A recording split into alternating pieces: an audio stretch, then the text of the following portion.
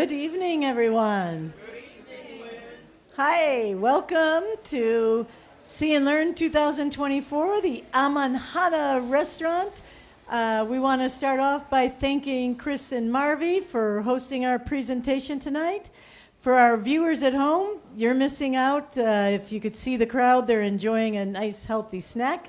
But thank you, everyone, for tuning in and showing up tonight. How is the snack? Woo! Okay. So we're going to, as we get started tonight, we need to first thank our sponsors who make our live streaming possible. So if you can't make it to a presentation, they are live streamed on Facebook and they stay on there. So you don't have to watch it at 5:30. You can watch it after the fact. And at the end of the month, we also upload them to YouTube. That's made possible by Carib Trans. That was that first video. They're a freight forwarder. And Satel, our local phone company, communications company, makes our live streams at every location possible with better Wi-Fi. Main long-term sponsors of our program are CCG, formerly known as Prince Bernhard Culture Funds. It's now just the Culture Funds of the Caribbean, and Public Entity SEBA, which is our government, and that makes it possible, along with our many, many sponsors. You know, we started out very humbly in 2003 with 5 sponsors, and now there's nearly 60. Check out the logos. Make sure when you see people in town or at their establishment that you give them a thank you. This is what makes the program happen.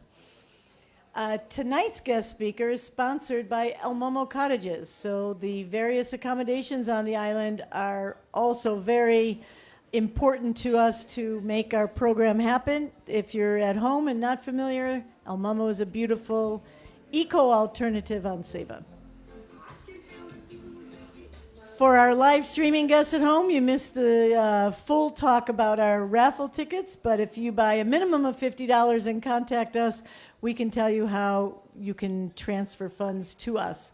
Don't forget, the drawing's October 27th. It'll again be live streamed, and we'll make contact with you. You do not have to be present to win. Upcoming events at a glance, we're in our final week. Here we go. Tomorrow is Thursday at 1 o'clock. After you hear tonight's presentation, I'm sure you're going to want to join Lars on the dive tomorrow. There is still a good amount of space, so contact Emily or me. WhatsApp us, email us, text us, or see Saba, and join the dive and learn more. He's going to tell you more about what's going to happen on that field project during his talk. Our next venue presentation night is Friday at Liam's Cuisine, so located at the Arawak Hotel. And that talk will be with Sea Turtles with Kimberly Stewart from St. Kitts. Stand up, Kimberly. Yeah, so she arrived this morning.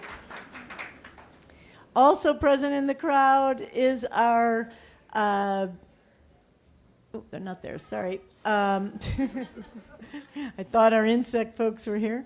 They are in the back. Give me a wave. Yes, I know Erwin. Okay. Anyway, they all had late days because they were busy with their school children.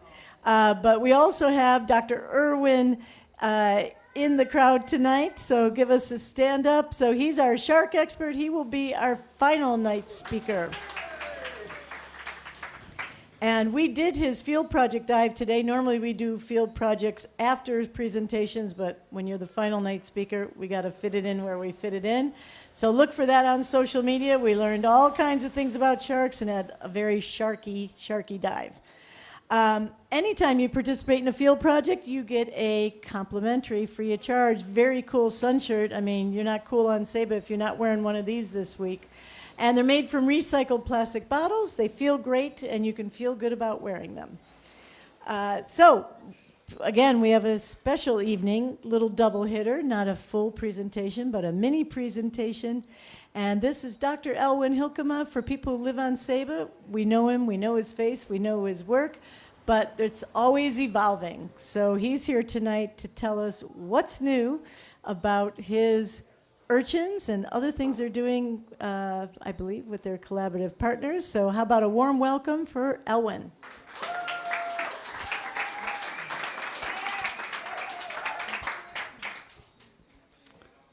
Yeah, thank you, Lynn. Really happy to have the opportunity tonight to tell you a little bit more about the research that we're going to do. I'm doing research here since 2017, moved here in 2019, and most of the research has been focused on reef restoration. And not with using corals, Lars will tell you more about using corals for reef restoration later, but with sea urchins. But we're sort of broadening our horizon, and I will tell you a little bit more about different grazers that we hope to use for reef restoration. This is actually one of them. I'm not sure if some of you recognize this animal. Sorry? A whelk, exactly. Yeah, a whelk or a West Indian topshell, very common snail in the intertidal. And we want to figure out if it's also suitable to graze away algae from the reef. So first I will tell you a little bit more about why we need to get rid of the algae on the reef, and then a little bit more about what kind of research we plan to do. So here we have a healthy coral reef. I think most of you agree with me. There's quite some coral. Could have been a little bit more fish maybe. A lot of diversity, and it's very pretty to look at. Unfortunately, these kind of reefs get rare in the Caribbean. And a lot of our reefs look more like this. So the difference is very clear. There's not as much coral, not as much biodiversity. It's much flatter. And because all that shelter is gone, there's not so much marine life around. And of course, it's very recognizable. There's a lot of algae, and that algae, that is the problem. So algae is typically a Caribbean problem. And I'm going to show you two hypothetical reefs. One is from the Indo-Pacific region and one is from the Caribbean region. So here's the Indo-Pacific reef. And you see this on the y-axis is coral cover, so the amount of reef that's actually covered by coral. And this is time from 1970 till now. And what you see is that coral cover fluctuates. It goes down, big disturbances, bleaching, storms, maybe even dynamite fishing. But in most of the places, if management is sort of okay, it also bounces back up again. I'm not saying that this reef is not in trouble, but it's a big difference with the Caribbean reef. It usually goes like this. So after every disturbance, there's a couple years of stable coral cover until the next disturbance hit, and the next disturbance hits. And so it's basically a downhill staircase, and there's no recovery. Just to show you that I'm not entirely making this up, this is the Central Great Barrier Reef coral cover from 1985 till 2020. And you see big fluctuations, but there's also recovery. And we seldomly have that in the Caribbean, and that's one of the big problems. So algae actually play a very important role in this lack of recovery. We have so much algae in the Caribbean that if coral dies, the free space is immediately covered again by algae. And algae inhibit coral settlement, and they also compete with small corals for space, for nutrients, for light. So even if a small coral managed to settle, they usually lose the competition. So we simply have no new corals because of all that algae covering our reefs. And algae can even overgrow and kill adult corals if they're weak because of bleaching or disease, as you can see happening over here, all the small dots of algae growing on the coral. So this all started to happen because one single species was suddenly gone from the Caribbean reefs, and that's the sea urchin Diadema antillarum, the black spiny sea urchin that you see on the right. Densities like this used to be very common in the Caribbean. Up till 15 per square meter were not unheard of. They were seen as a pest, as a very annoying animal to get to the reef. You had to crawl over these animals. But they were also the most abundant herbivore and grazed away all of these algae and kept the reef clean and created enough space for small corals. So in 1983, 1984, there was a mass mortality of this species, and it actually never really recovered. And immediately after that die-off, there was an increase in algae, a decrease in CCA and coral, and especially a reduced coral recruitment. So basically, since the 80s, there has not been proper coral recruitment in most of the Caribbean. And then we have all the other threats, like hurricanes, bleaching events, coral disease, that actually reduce the coral cover by big steps. So it's not surprising that we spent most of the last couple years trying to get the diadema back on the reef. So we did a lot of experiments, and we developed quite a few approaches to do this, and we're still working on this. We're definitely not giving up, because this is a very important herbivore. But 2022 was a special year, because it made me realize that we might not want to be dependent on diadema alone. We had another die-off of this species that went around in the Caribbean, hit up to 25 countries, and here on Ceiba caused 99% mortality on some locations. So if we are dependent again on this one species, that might not be the best idea. So that's what I meant with we're sort of broadening our horizon and looking at different other species. And those are our plans for the coming years. So we did a study and identified species that could be suitable for reef restoration purposes to graze away those algae. And we think the main candidates are the Caribbean king crab, the West Indian sea egg, and the whelk, or West Indian topshell, as I showed before. And here you see a pilot for one of the experiments that we want to conduct. We have some sea eggs, white sea urchins here, that we put into a standardized artificial reef, which is caged. So we make sure that the urchins stay there and that no other grazers come in. And we want to see the effect of this species on the algae and also on the coral. Because we want to make sure before we introduce any species on a larger scale, that it has a positive effect on the benthos, that they actually graze away the algae and don't kill the last few remaining corals, for example. And then we do other experiments, like you see here. It's a bit dark, but here we're restoring some whelks, and we want to look at their retention. Do they stay or do they move away? How many do we need per area? And this is the Caribbean king crab, a very big crab. We in Florida did some very cool experiments. I think Mark Butler told some of you about it just a week ago, another See and Learn expert. And they are really good in grazing away algae and facilitating coral recruitment. But nobody really looked at the interactions with other animals. So that's one of the things that we plan to do before we put very big crabs on the reefs. We want to make sure how they deal with how do they do with other grazers, for example? Can you put them next to the sea urchins, or will they just eat them as a snack? Well, luckily, also not only the research, but also the facilities evolved. So we now work from the Ceiba Research Center with our partner organization, the Ceiba Conservation Foundation. And we have large mesocosms in which we, for example, can study the interactions between crabs and other grazers. Because doing that on the reef is basically the best, but also very difficult logistically. And you can put cameras there, but they always move out of focus. So these mesocosms will give us some nice opportunities. Well, there's the crab again. And then we also work on upscaling the diadema culture and also culturing the other urchins. And we used to do that with shaker tables, relatively small method. Yeah, I brought my own support crew in the back. Relatively small culture method that we can raise around 1,500 larvae per cohort. And in these new conical tanks, we already proved that we can raise 150,000 larvae per tank. So that definitely results in some upscaling and more animals that we can, in the end, put out on the reef. So these are the first settlers that we raised with that method.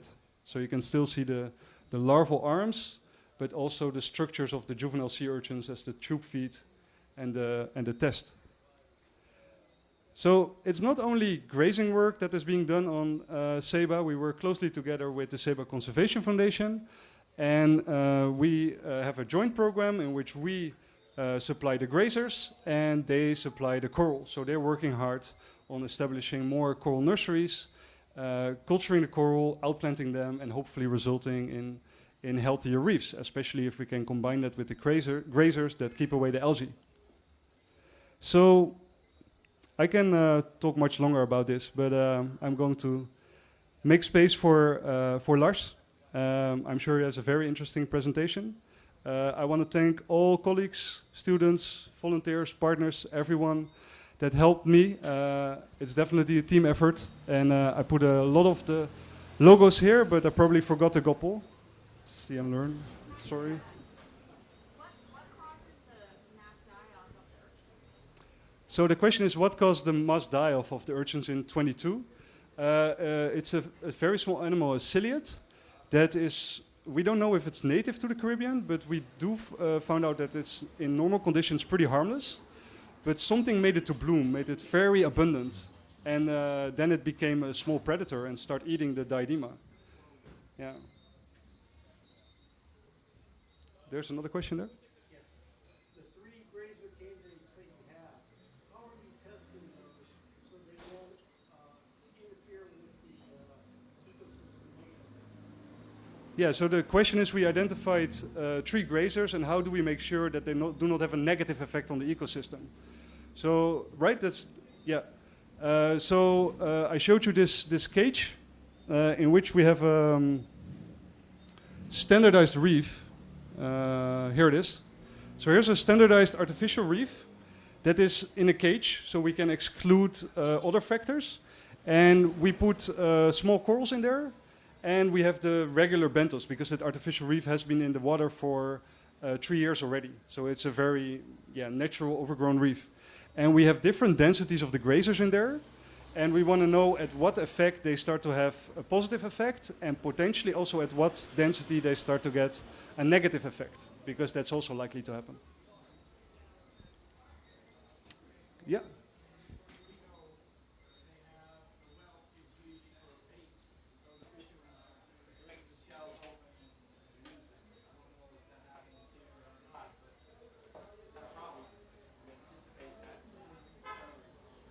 Right. Yeah. So the whelk is used in as bait, and is also used as a food source actually. So also here on Ceiba, it's pretty popular to go whelking and collect them. And I didn't think I have time for it tonight, but our project has a dual purpose, is to explore if these animals can be used for reef restoration purposes, but also if they would also be able to sustain like a small artisanal fishery. But that's a feasibility study. We don't know, but we're going to explore that. Yeah. Okay. Thank you all for your attention. Thanks for the opportunity.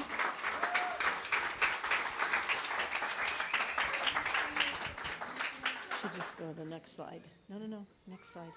Yep. Thanks. Okay.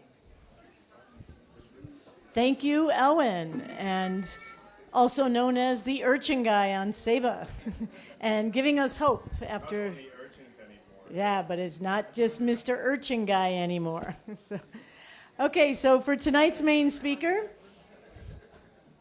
I feel like the guy on Saturday Night Live that his partner sets him up for bad jokes. So, because this is what Emily did to me. Tonight we are going to start off with a joke. What do corals get stressed about? Current events. Thank you, Emily, for that setup. I feel like Colin Yost. Okay, our speaker for this evening will talk about what he and his colleagues are doing to reduce coral stress through restoration. Lars, Horst, is restoration coordinator at Reef Renewal Foundation Curacao, an organization focusing mainly on the asexual restoration of reef-building corals. He earned his bachelor's in coastal and marine management at Van Hall University of Applied Sciences, and after a few side quests, he developed a strong interest in coral reef ecosystems. He pursued his master's in freshwater and marine biology at the University of Amsterdam, focusing on improving methods used for sexual coral restoration and unraveling the identities of benthic cyanobacterial mats. Now residing on Curacao, Lars is deeply invested in the ecological interactions happening on the local reefs. With the ocean as his backyard, he spends his days observing and studying the diverse marine life of this beautiful southern Caribbean island. By getting to know the reef and telling its stories, he aims to leverage coral restoration efforts. Please give a warm welcome to Lars. Thank you, guys. It works, I guess. Well, thanks to all you guys for being here. There's a big crowd, and I hope that I can get you guys a bit more excited about the Benthic neighborhoods, because that's actually what a coral reef is. It's actually a big neighborhood, and I think Seba is a very nice place and everyone is pretty well with each other, but there are also neighborhoods where people might fight with each other, and Coral Reef is one of those.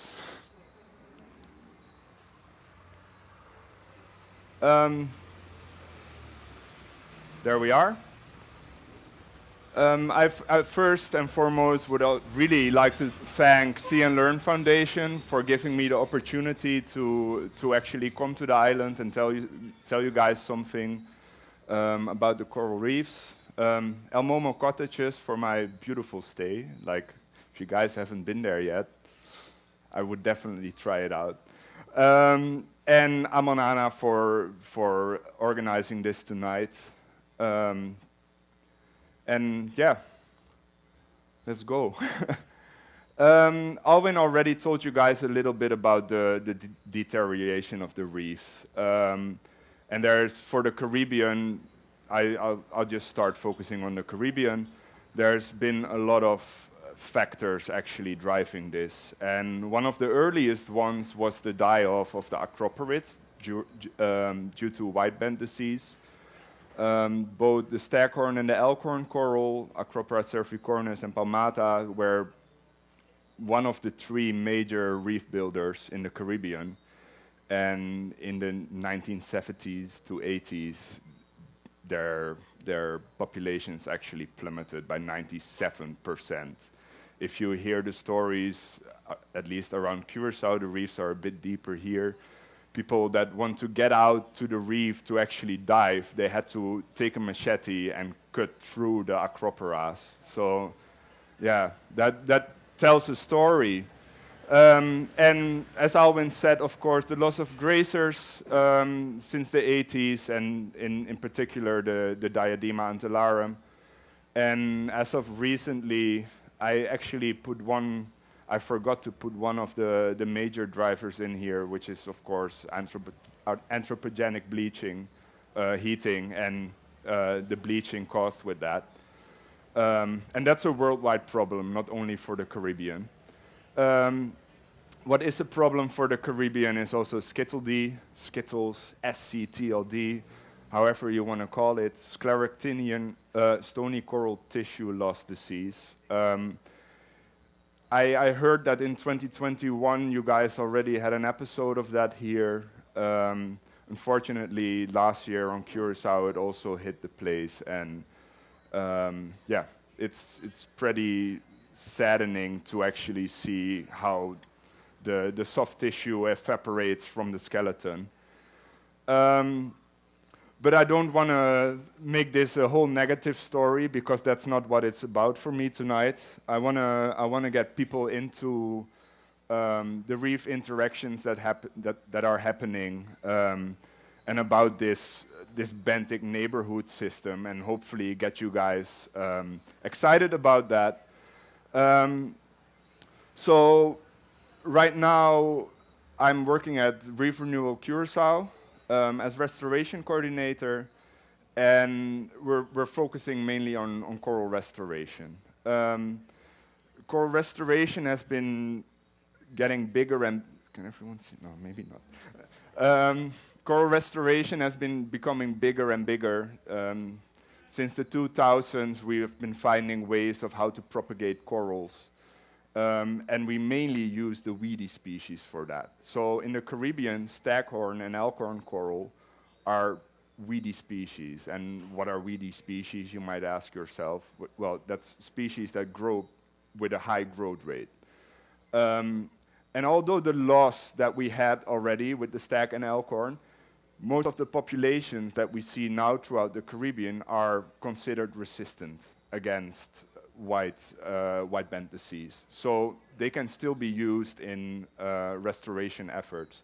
And it's pretty easy. As corals are colonial animals, you can just take a little snip, you fragment them, and they can start growing again. So we don't want to put them on a reef that's not functioning well. So what we do is we take them up into the water column and we provide them with optimal conditions. And these optimal conditions are water flow. There's more food in the water column as well. So at night when they're little tentacles, they are actually jellyfish, but they accrete calcium. So their little tentacles come out, and if you go on a night dive, if you know an exact coral on the reef, and you look at it at night again, you might be surprised by what you actually see, because they are totally different. They are all fluffy, and their little tentacles are out trying to eat all the stuff that is passing by. And by providing them these optimal conditions, we actually are able to make them grow way faster than they would when we outplant them on the reef straight away. So at a certain point, when the corals get big enough, we outplant them. On Curacao, we have a few ways which I'll tell you guys about later. But one of the main things that I've noticed with the Acroporas, there is this critical mass thing. You should not outplant one fragment by itself. They need each other to create this structure, because otherwise you will not have the benefits of this neighborhood. But of course, as we all know, there's challenges, and that's besides the big stressor events, there's these challenges of how do we propagate them more efficiently, where, when, and how to outplant. And one of the main things, coming back to that again, you have to know your system and identify viable goals for that. So there's something I realized diving here the past few days. I'm going to tell a lot about Curacao, because that's where I know the reefs and where I've learned to look at the Benthic neighborhood. So it's not that you can take what I say tonight and put it on these reefs, because these reefs are totally different. But I hope to give you guys a bit of a view into how to look at an ecosystem that is functioning either not well or well, and where to try and twist something to make for a proper outcome, which is also a big part of what Alwyn is doing with the grazers. So I'm going to talk about two things tonight. In case one is the Acroporas, which is a bit of a basic introduction in the work we do. And case two is about using fire coral as a habitat preparation for scleractinian corals. So the case Acropora, I told you guys a little bit about it already. The first thing to do is find donor colonies. And these donor colonies, you want them from different locations, right?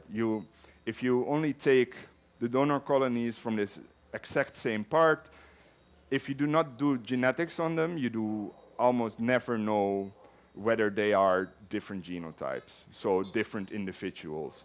And why do you want these different individuals? Does anyone have a clue? For sexual reproduction.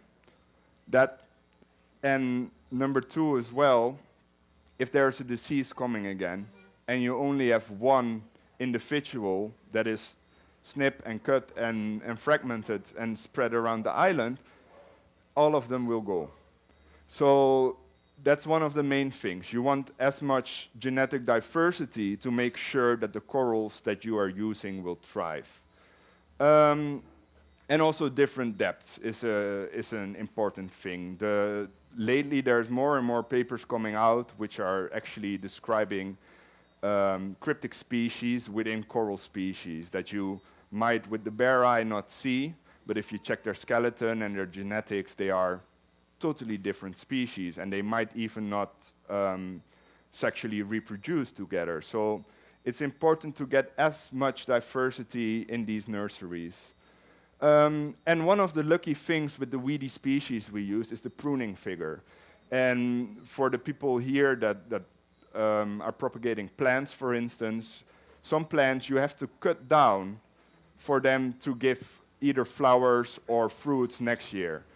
With the acroporas, it's a bit different, right? They do not produce fruits or flowers, but when you cut them down, there is a certain hormone that actually tells the coral, we're small, we have to start growing. So these corals will grow faster than they would actually when you would leave them like this. And you might think like getting a coral from this donor colony might influence the donor colony.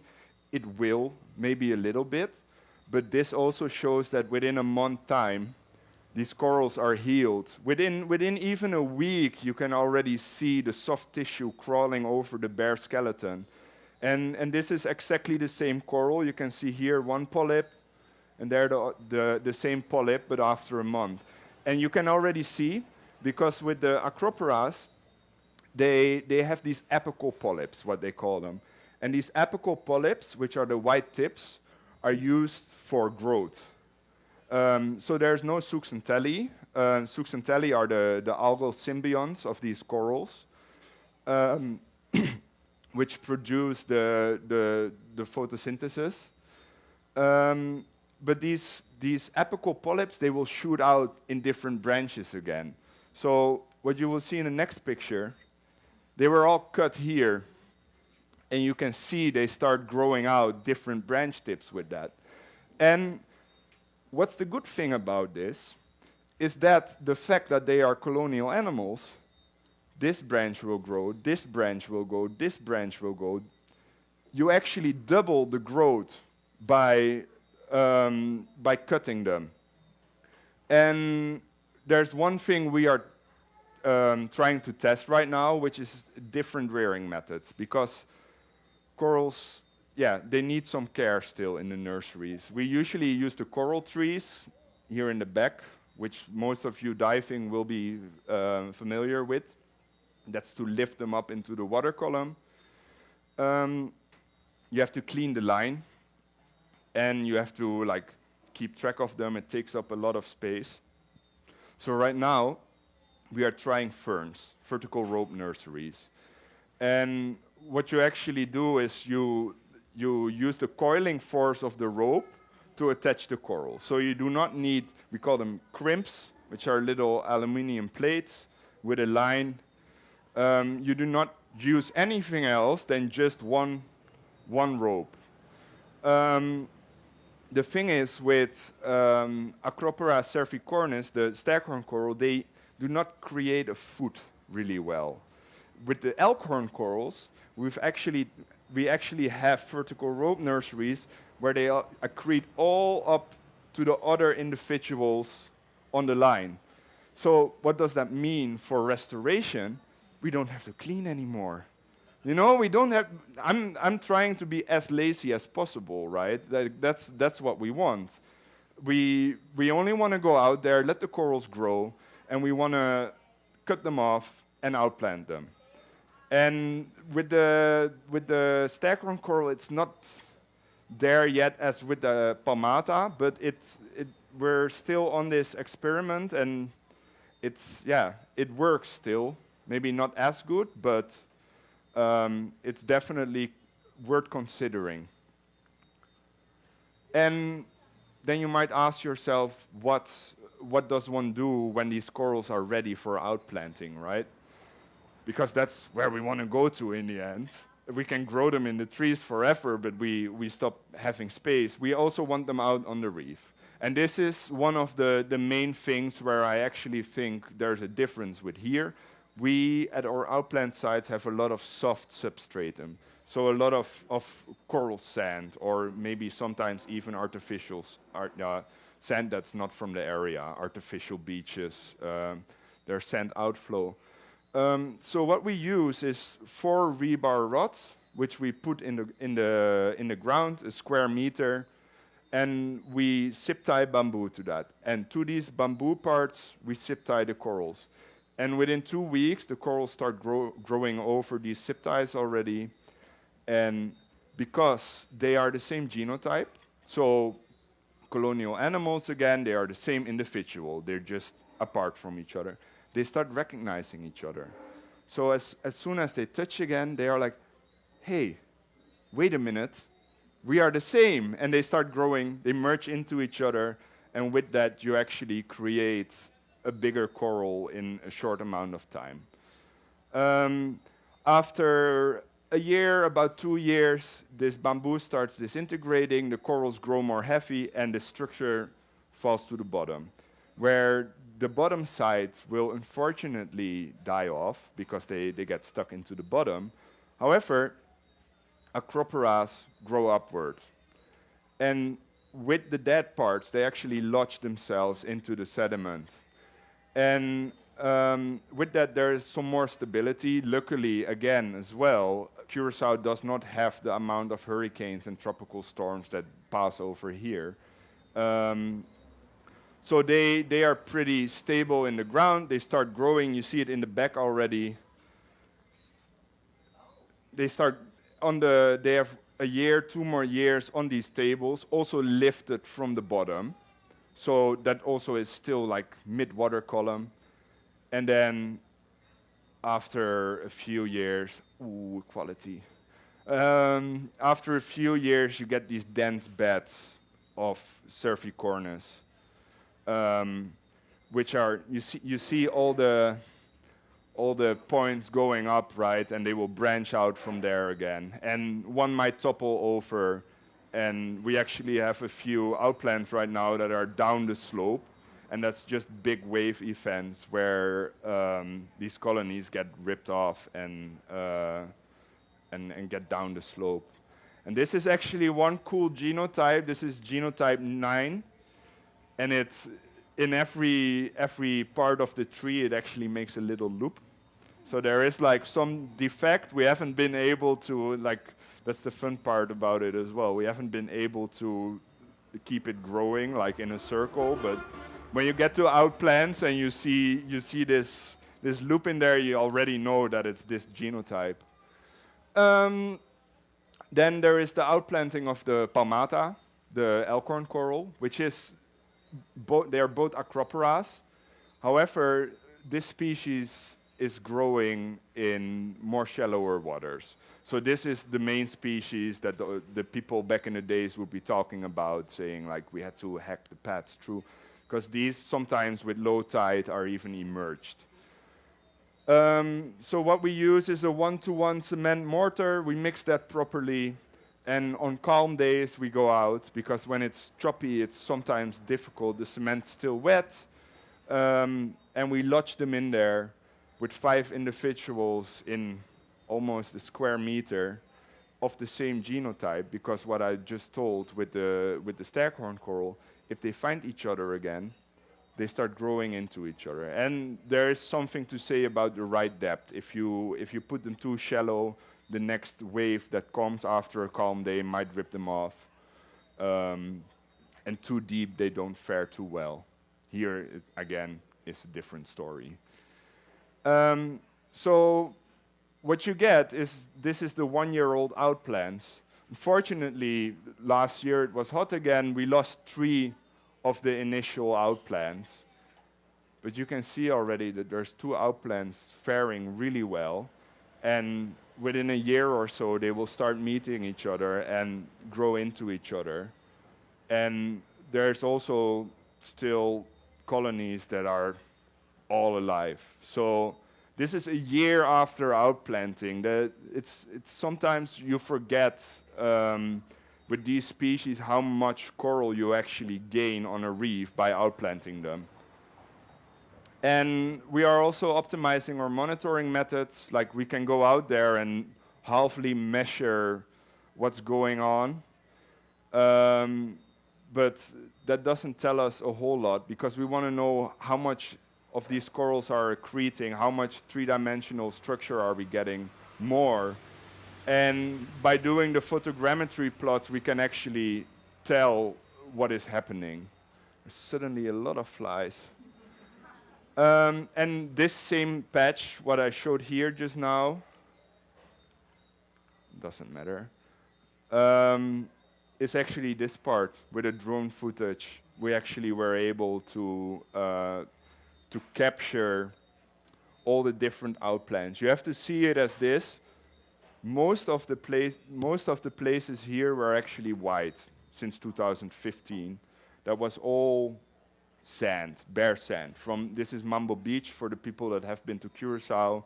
It's a big tourist hotspot, artificial beach, made somewhere in the 70s, 80s.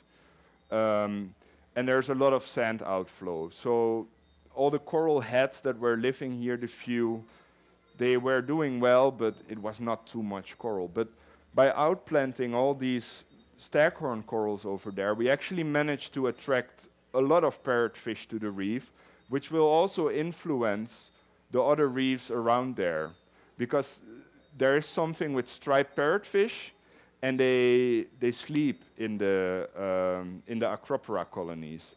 So at night, they all come from I don't know where, because you don't see them during daytime, but if you go dive just before darkness, there's a whole bunch of striped parrotfish hanging around above these Acropora colonies, and if you go on a night dive, you see them with their little cocoons all hanging in the branches of the coral.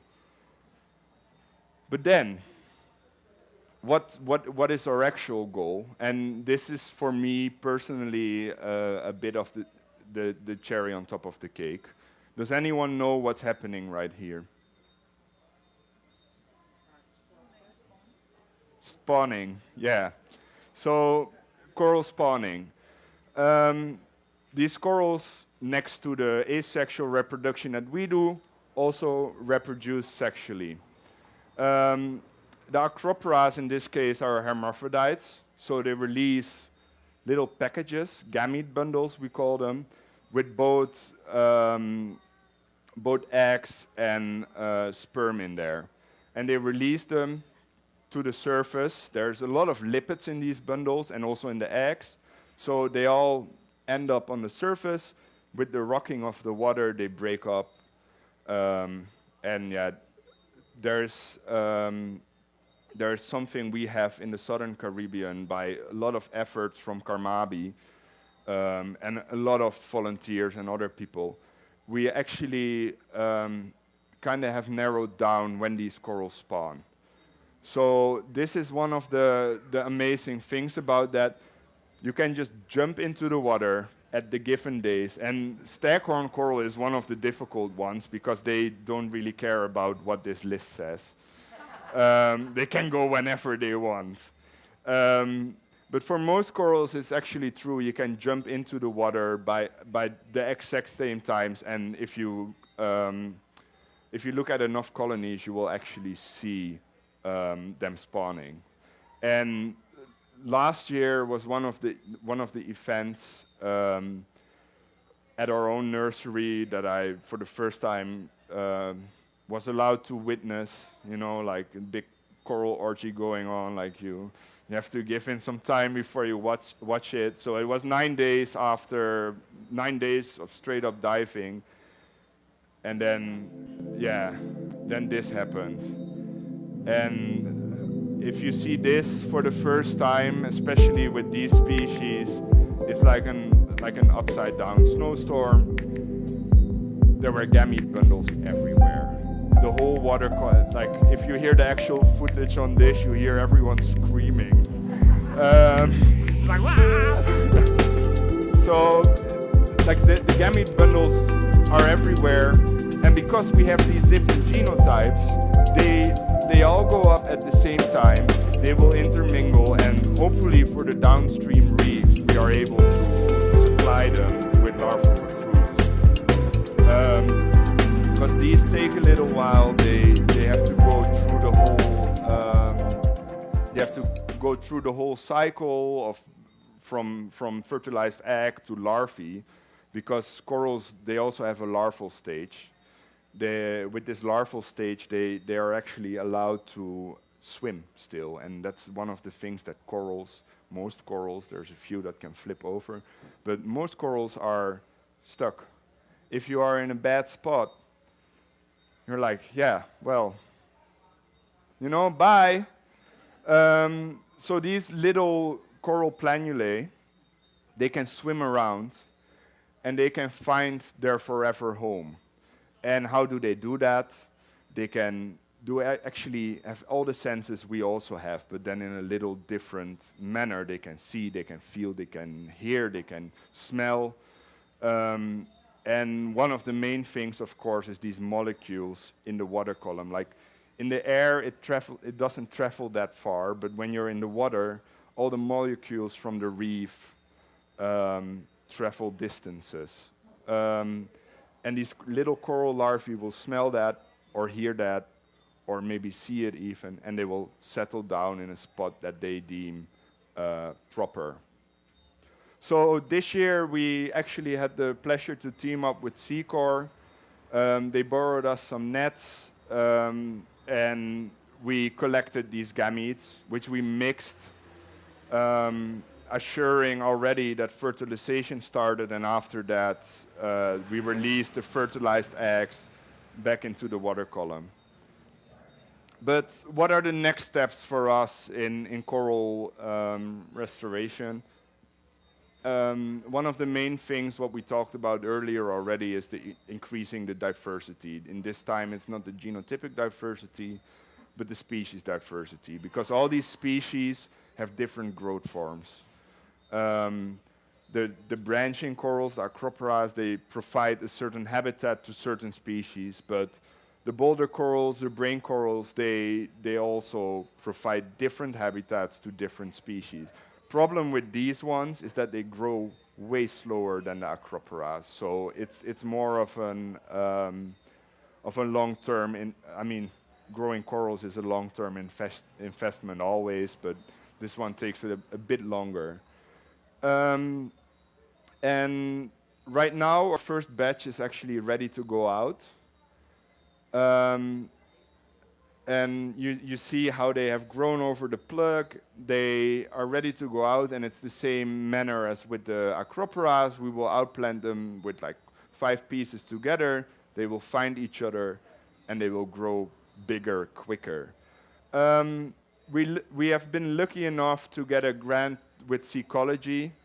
Thank you, Lynn, for setting that up. And we will actually be looking at species-specific outplanting. So instead of outplanting them on degraded reefs, we will start looking at like, who's your best neighbor? And then you get back to the whole neighborhood story again. Because some corals, all these corals release these molecules and will attract different critters, and at a certain point, these corals have found that balance throughout the thousands or maybe even hundreds of thousands of years that they have been growing. And there is this intricate balance between those neighbors where the one neighbor can provide for the other neighbor, because they actually, they might not like each other still, because that's one of the things on the reef, right? Space is everything. You want enough sunlight, you want enough food. But we're trying to unravel what neighbors might positively influence the survivorship and growth of these coral species. And then we get into the second case, which is actually also where this species-specific outplanting is based on. It's the Firewall project, and this project is a cooperation together with Seacor International and Reef Renewal Bonaire, and we're trying to leverage the fast-growing and robust hydrocoral, fire coral, blading fire coral, Millepora complanata, to promote the health and growth of sexually and asexually propagated corals. So this is one of the cases where your neighbor does matter. And this will, I will actually split this up in two parts again as well. The Millepora complanata propagation, and it will mainly be the sexual propagation, which we are trying to find out. And number two, the outplanting of scleractinians within the Millepora complanata. And then there is a 2.1, which is looking into these different benthic neighborhood interactions that actually influence the project. So the bladed fire coral, some people swear that it grows everywhere. Still, it's critically endangered because they are not that bleaching resistant. So I will give a little insight into the sexual propagation of this species, which we've been doing over the past 2 years. There's a lot known about Millepores in the Pacific, Red Sea. They narrowed down spawning times. They narrowed down like the amounts of larvae, or not larvae, the amounts of gametes released. They know a whole bunch about it. All that we have is papers from the 1800s describing what's going on, but we do not actually know what is happening. So fire corals, although the name says coral, are actually hydrozoans. One good example of a hydrozoan is the Portuguese manowar. It's all small little zooids, animals, that together form an organism, but these zooids are not in necessity the same. They can have different forms. And what makes a fire coral exceptional in this case is that they also accrete calcium carbonate. Millepora means 1,000 pores, so it's based on the large number of pores that can be found over the skeleton. And there's two types of pores: the gastropores, which are the feeding pores, and the dactylopores, evenly distributed around the fire coral. So you have the gastropore, and around that there's a few dactylopores. And coming out of these gastropores and dactylopores are the gastrozooids, the eating animal and the stinging animal. You can see them pretty clear here. Oh, wow, that itches. You can see them pretty clear here where the gastrozooid is in the middle and the dactylozooids are around it.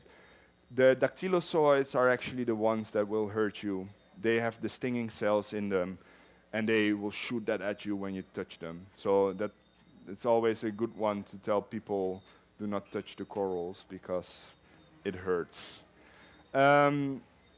The species itself, Millepora complanata and most Millepora species are highly plastic. So depending on the environment in which they are growing in, they can take different morphological forms. So that's what we see on a reef.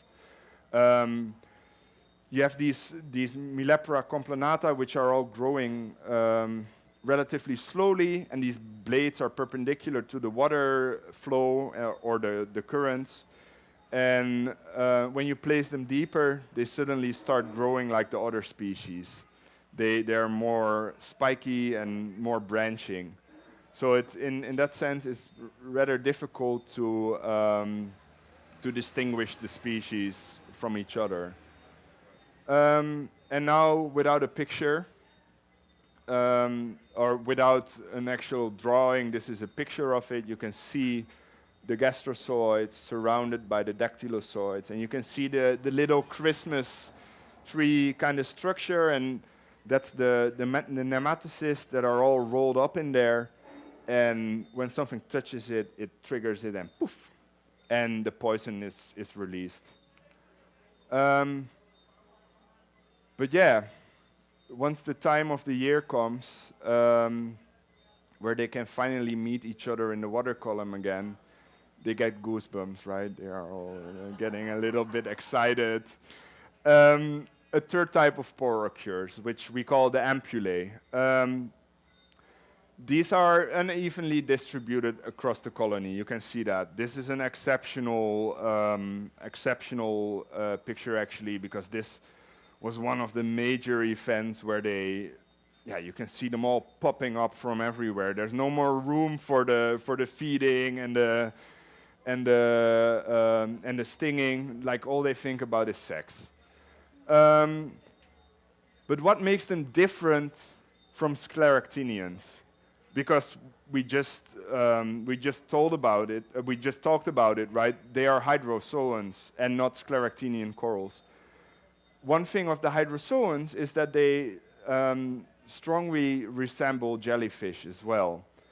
So these milleporas, they resort to little jellyfish called medusae as a vessel for their gametes to get to the water column. They don't use the lipids that the corals use. They actually have these little jellyfish that pop out of the ampullae, and they all start swimming to the water column, where they either release the sperm or the eggs into the water column. So you have female, male colonies, they're conocores, that will actually loosely release, hopefully at the same time, these gametes into the water column. And I say hopefully at the same time because for the Caribbean, we actually do not know that much about them. But we were lucky enough to this year figure out a little bit about the spawning times of these, I don't know, it's not really doing it, about these fire corals. And you can actually see these little jellyfish, and they're pulsating around once they are released, and they're pulsating the sperm out. We also were able to collect from a few female colonies, and they, after a little while of swimming, they thought maybe it's the water surface, they start releasing the